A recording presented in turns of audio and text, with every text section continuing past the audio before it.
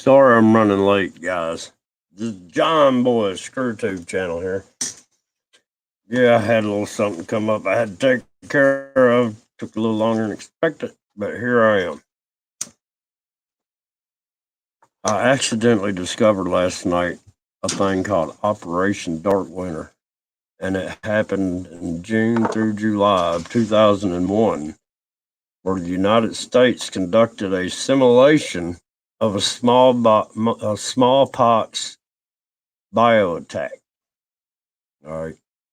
Now, I'm old enough, I have a smallpox vaccination. I have a scar on my arm to this day. But they stopped vaccinating people sometime after 1970 for the smallpox. So I can see why they would be doing that, because they could decrease the population that was born after 1970. But I was just wondering, did anybody remember when Mike Pompeo said this? This matters going forward. We're in a live exercise here. A live exercise.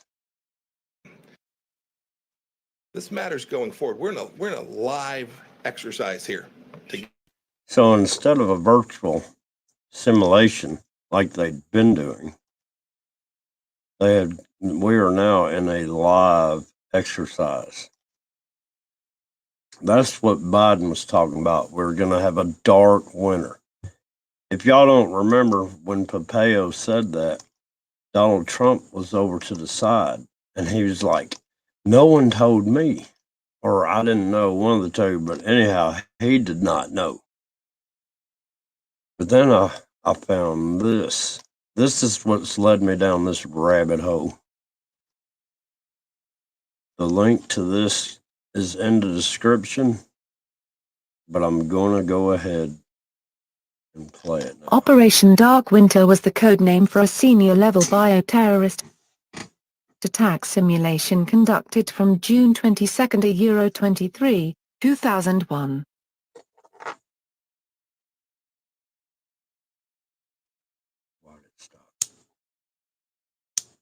It was designed to carry out a mock version of a cover and widespread smallpox attack on the United States.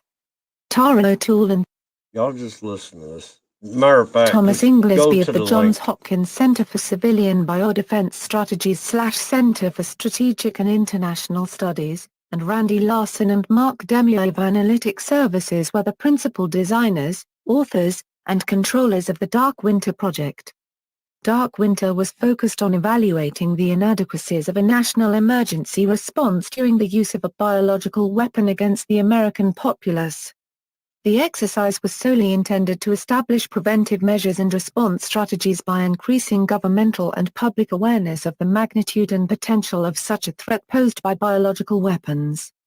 Dark Winter's simulated scenario involved an initial localized smallpox attack on Oklahoma City, Oklahoma, with additional smallpox attack cases in Georgia and Pennsylvania. The simulation was then designed to spiral out of control. This would create a contingency in which the National Security Council struggles to determine both the origin of the attack as well as deal with containing the spreading virus.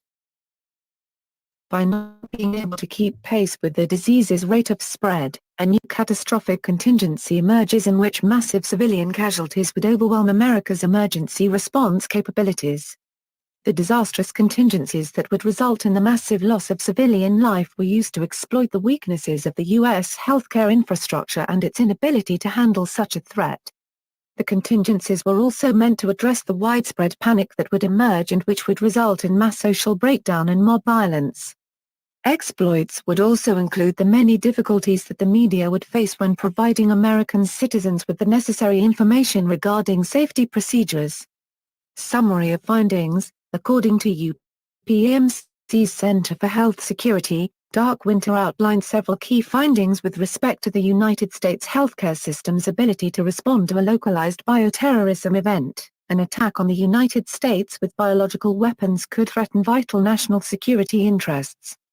In addition to the possibility of massive civilian casualties, Dark Winter outlined the possible breakdown in essential institutions, resulting in a loss of confidence in government, followed by civil disorder, and a violation of democratic processes by authorities attempting to restore order. Shortages of vaccines and other drugs affected the response available to contain the epidemic, as well as the ability of political leaders to offer reassurance to the American people. This led to great public anxiety and flight by people desperate to get vaccinated, and it had a significant effect on the decisions taken by political. In addition, Dark Winter revealed that a catastrophic biowarfare event in the United States would lead to considerably reduced U.S. strategic flexibility abroad. Current organizational structures and capabilities are not well suited for the management of a biowarfare attack. Dark Winter revealed that major fault lines exist between different levels of government, between government and the private sector, among different institutions and agencies, and within the public and private sector. Leaders are unfamiliar with the character of bioterrorist attacks, available policy options, and their consequences. Federal and state priorities may be unclear, differ, or conflict. Authorities may be uncertain, and constitutional issues may arise. For example, state leaders wanted control of decisions regarding the imposition of disease containment measures, the closure of state borders to all traffic and transportation, and when or whether to close airports. Federal officials, on the other hand, argued that such issues were best decided on a national basis to ensure consistency and to give the president maximum control of military and public safety assets. Leaders in states most affected by smallpox wanted immediate access to smallpox vaccine for all citizens of their states, but the federal government had to balance these requests against military and other national priorities. State leaders were opposed to federalizing the National Guard, which they were relying on to support logistical and public supply needs, while a number of federal leaders argued that the National Guard should be federalized. There is no surge capability in the U.S. healthcare and public health systems, or in the pharmaceutical and vaccine industries. The exercise was designed to simulate a sudden and unexpected biowarfare event for which the United States healthcare system was unprepared. In the absence of sufficient preparation, Dark Winter revealed that the lack of sufficient vaccine or drugs to prevent the spread of disease severely limited management options.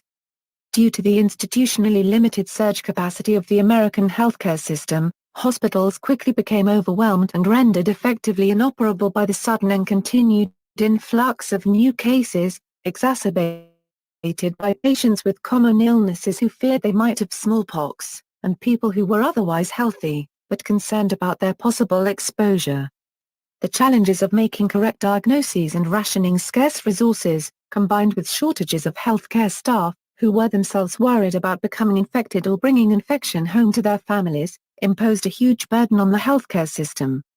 The simulation also noted that while demand was highest in cities and states that had been directly attacked, by the time victims became symptomatic, they were geographically dispersed, with some having traveled far from the original attack site. The simulation also found that without sufficient surge capability, public health agencies' analysis of the scope, source and progress of the epidemic was greatly impeded, as was their ability to educate and reassure the public, and their capacity to limit casualties in the spread of disease. For example, even after the smallpox attack was recognized, decision-makers were confronted with many uncertainties and wanted information that was not immediately available. Without accurate and timely information, participants found it difficult to quickly identify the locations of the original attacks. To immediately predict the likely size of the epidemic on the basis of initial cases. To know how many people were exposed. To find out how many were hospitalized and where. Or to keep track of how many had been vaccinated. Dealing with the media will be a major immediate challenge for all levels of government.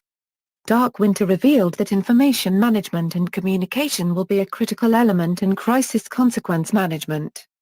For example, participants worried that it would not be possible to forcibly impose vaccination or travel restrictions on large groups of the population without their general cooperation.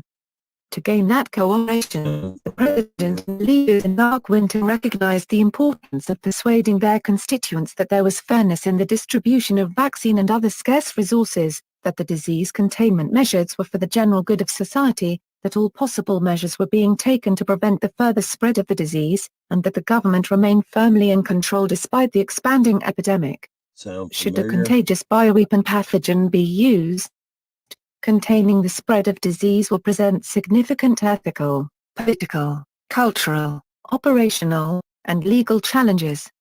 In dark winter, some members advise the imposition of geographic quarantine around affected areas, but the implications of these measures were not clearly understood at first. In the end, it is not clear whether such draconian measures would have led to a more effective interruption of disease spread.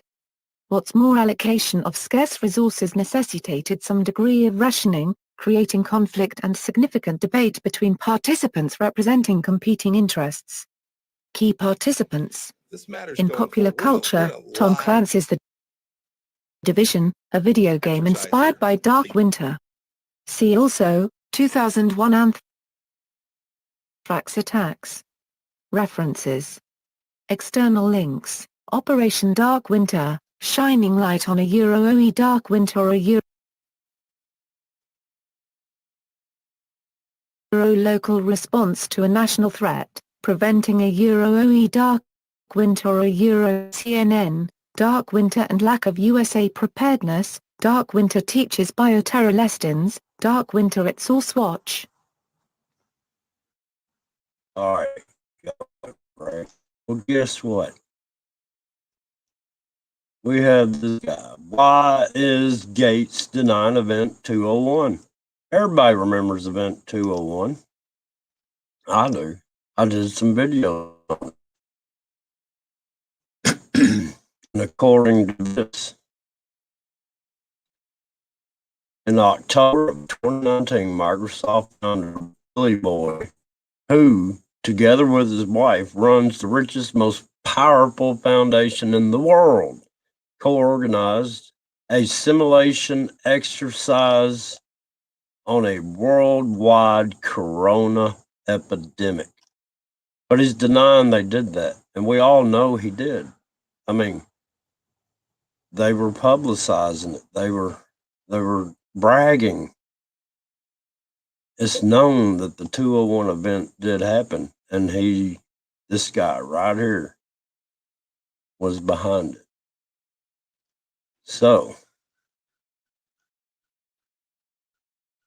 what we have going on now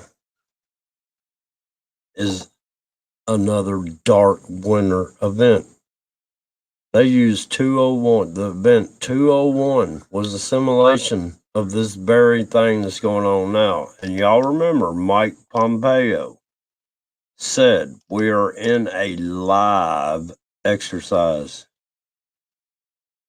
Get this right. We're in a live exercise here to get this Did you right. hear that? Going forward, we're in a live exercise here In to a get this right. live exercise. So for those that are wondering, this they are using now is they used what they learned in 2001 and how they could control the people of this country by the guise of a dadgum bio attack. And then they have Event 201 in October of 2019, funded by Mr. Billy Boy. And then boom, look where we're at now. We are in a corona attack. This came from a lab, but we're in a live exercise. They use this virus, which is not as deadly as like smallpox or Ebola or any of that. But they are fulfilling their controlling of the people. That's the main goal. They want to control and they want to depopulate, and they're doing a good job.